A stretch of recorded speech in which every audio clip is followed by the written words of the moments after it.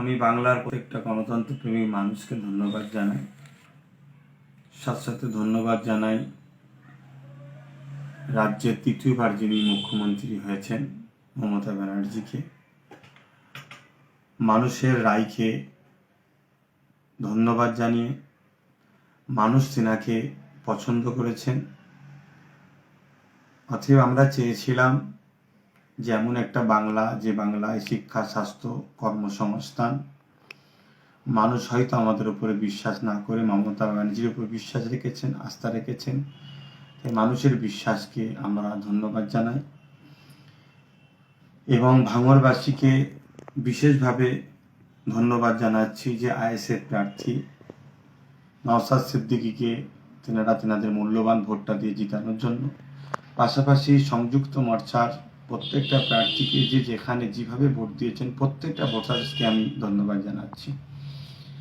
এর পাশাপাশি অত্যন্ত দুঃখের সাথে আমি যেটা বলতে চাইছি, ভোট পরবর্তী রাজ্যের বিভিন্ন জায়গায় যে হিংসা চলছে, হিংসাটা অত্যন্ত দুঃখজনক। গণতন্ত্রের উৎসবে মানুষ নেমেছিল, সেই উৎসবে হার জিত থাকবে। আমরা হেরেছি, টিএমসি জিতেছে, স্বাভাবিক। টিএমসি পার্টিকে মানুষ পছন্দ করেছে, তাই টিএমসি পার্টির প্রত্যেকটা কর্মীদেরকেও আমি ধন্যবাদ জানাচ্ছি যে আপনাদেরকে মানুষ পছন্দ করেছে। নিশ্চয়ই আপনাদের কর্মকাণ্ড তেনাদের ভালো লেগেছে, তাই আপনাদেরও ধন্যবাদ। কিন্তু ভোট পরবর্তীতে যে হিংসাটা চলছে এটা অত্যন্ত দুঃখজনক। গণতন্ত্রের উৎসবকে মানুষ আতঙ্কের উৎসবে পরিণত হয়ে যাচ্ছে। আজকে বিভিন্ন জায়গায় জিসিপি দিয়ে ঘর ভাঙা হচ্ছে এবং এই মারপিট হতে হতে দেগঙ্গার বিধানসভাতে কদমগাছিতে হাসানুজ্জামান বলে একজন আইএসএফ এর সমর্থক, তাকে অস্ত্র দিয়ে কুপিয়ে তাকে হত্যা করা হয়েছে নৃশংসভাবে। অত্যন্ত দুঃখজনক। এটা গণতন্ত্রের উৎসবের তার অংশগ্রহণ নেওয়ার জন্য তাকে আজকে মৃত্যুর করে চলে যেতে হলো। পাশাপাশি ভাঙড়ে নারায়ণপুর অঞ্চলে গাজী হাকিবুল মৃত্যুর সঙ্গে লড়ছে এই গণতন্ত্রের উৎসবে সে অংশগ্রহণ করেছিল বলে।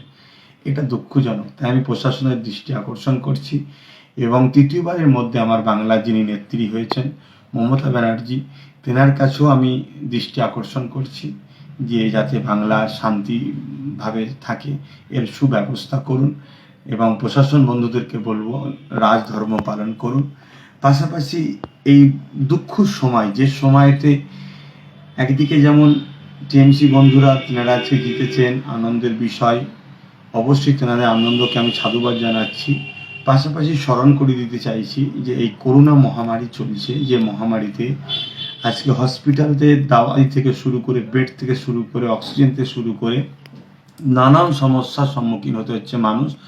অর্থাৎ এত মানুষের করোনা হচ্ছে যেখানে ঠিকভাবে সমস্ত সুযোগ সুবিধা মানুষ দিয়ে উঠতে পারছে না, মেডিকেল ঠিকভাবে সেখানে সাপ্লাই দিতে পারছে না, স্বাস্থ্য সেভাবে পরিচালনা ঠিকভাবে করতে পারছে না, রাস্তাতে মৃত্যুর মিছিল চলছে।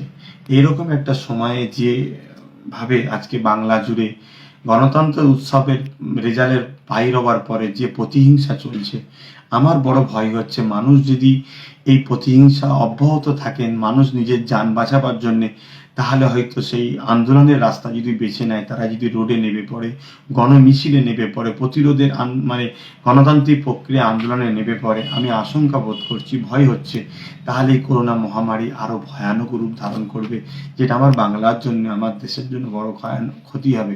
তাই সব দলের মানুষকে বলবো ধৈর্যের সাথে শান্তি বজায় রাখুন। হার জিত হতেই পারে, আপনারা জিতেছেন, আপনাদেরকে ধন্যবাদ জানাই। যারা হেরেছেন, গণতন্ত্রের মানুষের যে রায়, সেই রায়টাকে মাথা পেতে আপনাদেরও মেনে নেওয়া দরকার।